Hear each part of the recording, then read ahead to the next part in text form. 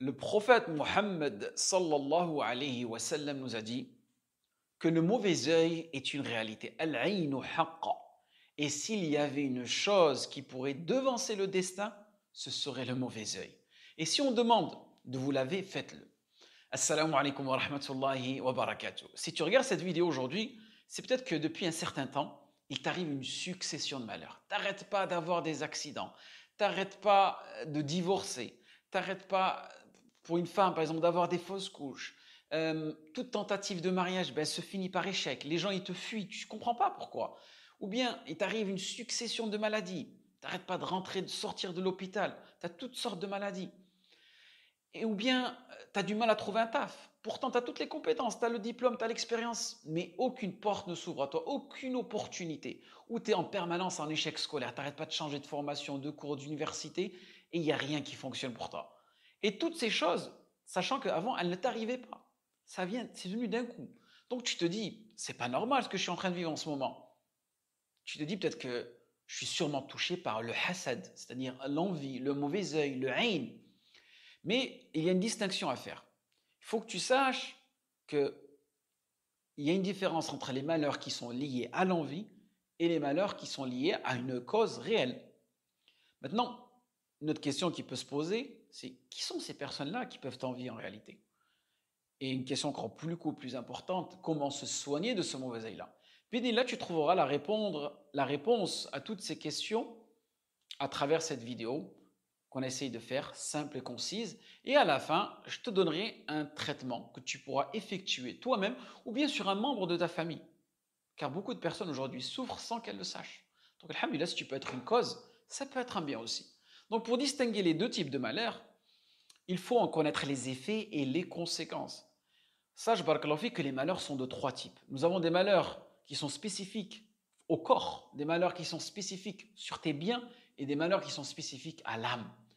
Commençons par celui qui sont spécifiques au corps. Admettons que tu es toujours malade, que tu as souvent des douleurs au dos, à la tête, tu as des migraines excessives, tu as une pâleur excessive du visage, tu as des problèmes d'articulation, une lourdeur, et que tu as testé toutes sortes de remèdes, et que jusqu'à maintenant, aucun résultat, ou aucune maladie n'a été décelée. Dans ce cas-là, tu es sûrement touché par l'ayn, le mauvais œil. Admettons maintenant sur tes biens, que tout ton argent ou que tous tes biens que tu utilises pour avancer de l'avant et que chaque fois que tu essayes d'entreprendre quelque chose, ça tombe à l'eau de façon excessive, de façon récursive, sans raison valable. Alors peut-être dans ce cas-là aussi que tu es touché du mauvais œil. Maintenant sur l'âme, on va dire plutôt sur l'aspect psychologique, sur ton moral. Admettons que tu as un manque d'énergie excessif, aucune envie de réaliser quelque chose dans ta vie. Tu ressens une mollesse, un sentiment d'exclusion, que personne t'aime.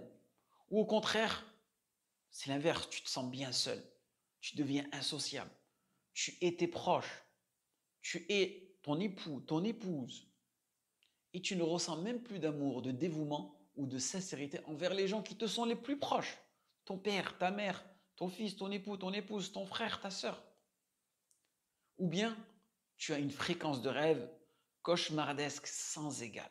Tu n'arrêtes pas de faire que des cauchemars. Sache, barakallahu fik, que si tu t'es reconnu dans l'une de ces caractéristiques et qu'à la base tu n'es pas une personne qui a des wasawis, c'est-à-dire qui a des doutes obsessionnels, et que cela t'arrive de manière extrême et récurrente, tu n'arrêtes pas de se répéter, et que tu as essayé différents moyens de traitement, d'accord? Tu es déjà allé voir un médecin, tu es déjà allé voir un psychologue, bien sûr musulman, et que toujours ces signes-là, ils persistent, ils n'arrêtent pas de revenir. Alors, wallahu a'lam, tu es sûrement touché par le ayn, car c'est une réalité. Et Allah subhanahu wa ta'ala, c'est mieux. Donc, au lieu de rester inactif, les bras baissés, khudh bil asbab, fais des causes.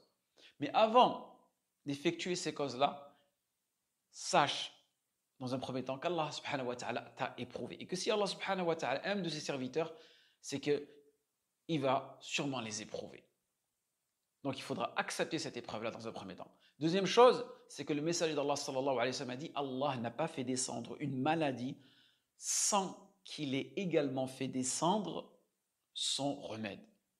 Et ton remède à toi, c'est la ruqya al-shar'iyya, la ruqya légale, qui est composée de versets coraniques et d'invocations prophétiques. Donc, tu peux, dans un premier temps, réciter Surat al-Fatiha, Ayat al-Kursi, les derniers versets de Surat al-Baqarah, Amana al-Rasul bima unzila ilayhi, le messager a cru en ce qu'on a fait descendre vers lui, venant de son Seigneur et aussi les croyants.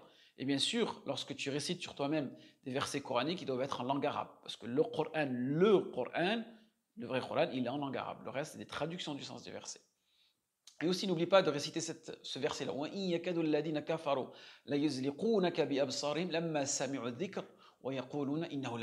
Peu s'en faut que les mécréants, en entendant le Coran, ne te foudroient du regard en lançant. C'est un possédé. Tu reviendras vers ce verset-là, Surat al-Qalam, verset 51.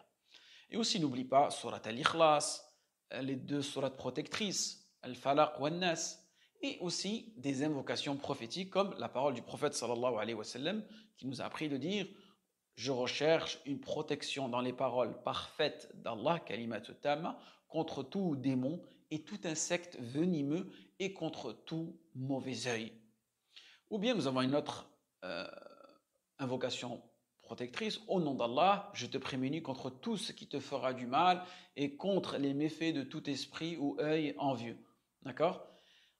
Et ça, tu récites sur ton fils ou sur toi-même ou sur une autre personne. Parfait? Ou bien, si tu as un doute dans ta famille qu'une personne est touchée par cela, n'hésite pas à lui faire cette ruqya shar'iyya. Donc que tu le fasses pour toi-même ou pour ta famille, n'oublie pas que lorsque tu prononces ces paroles-là, n'oublie pas de les accompagner de sincérité, d'accord? Al-ikhlas et de tawakkul. Tawakkul, c'est-à-dire de s'en remettre pleinement à Allah subhanahu wa ta'ala et que c'est une épreuve. Et cette épreuve-là, Allah subhanahu wa ta'ala recherche à travers nous l'ihsan, la bienfaisance, de se rapprocher d'Allah subhanahu wa ta'ala par les moyens qu'il nous a autorisés.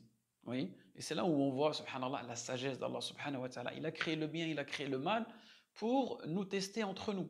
Qui va aider son prochain? Qui va tirer son prochain vers le haut? Et c'est pour ça que nous sommes une communauté qui est basée sur l'entraide. Donc, n'hésite pas, si tu te retrouves dans cette situation, déjà te le faire toi-même, et si tu vois des gens qui sont touchés, n'aie pas honte de leur proposer tes services, et ce ne sont que des invocations en fin de compte. On est en train de rien créer, on ne demande pas des miracles, c'est juste des invocations qu'il faut mettre en application en espérant que ce rappel a été bénéfique pour vous et moi. Waffaqakum Allah lima yuhibbu wa yarda. Assalamu alaikum wa rahmatullahi wa barakatuh.